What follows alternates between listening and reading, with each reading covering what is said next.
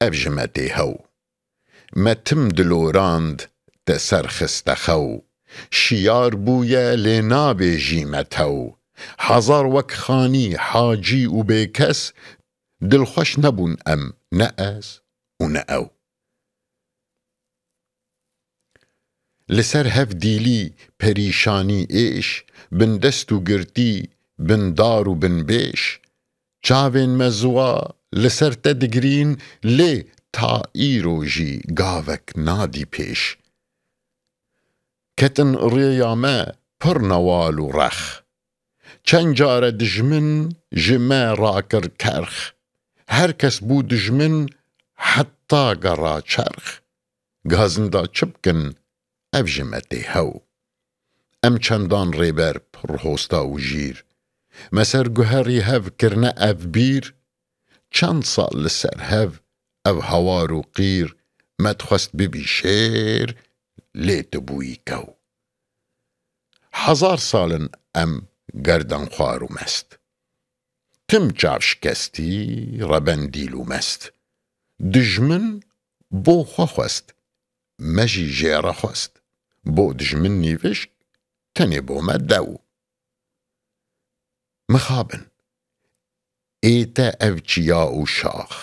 ئەڤ باژار و گوند پەز و ڕەز و باخ برینداری لێتە قەت نابێ ئاخ برچی و تازی تەنێ نابێ نەو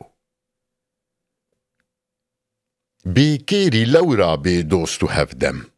حەزار ساڵن کۆ دبازی هەردەم زۆر و لێدان و کوشتن و سەتەم ئەی کوڕێ نایری بەرمایێ پەهلەو دخوازی ببی خودی ناو و دەنگ بڕوومەت سەربەست بژیتە خۆش ڕەنگ ji destê dijmin xwe derxî bi ceng bijî bi paye rûmet û hew-hew te dane dijmin ev qonax û xan dest hilnaynî ji lew perîşan bin destê dijmin birçî û bênan çi bêjim sih sal e dibêm bi lewlew zana bîrewir hozan û gernas cengawer û xurt قارەمان mêrxas zaza û bext û lor aşît û bilbas li sînga tevan rakişandin kew rêçka kalên me çend sal dane ser taristane bê rêzan û rêber di şevreşê de roj qet nayê der xwendina te roj xebate pertew te rê berdaye vaya rê wer wer gewherperestî welat tev gewher here şerê şêr gêr bûye li ser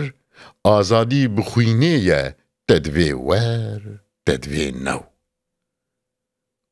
welat yareke pir xweş û dîdar li ser dinalin hezar evîndar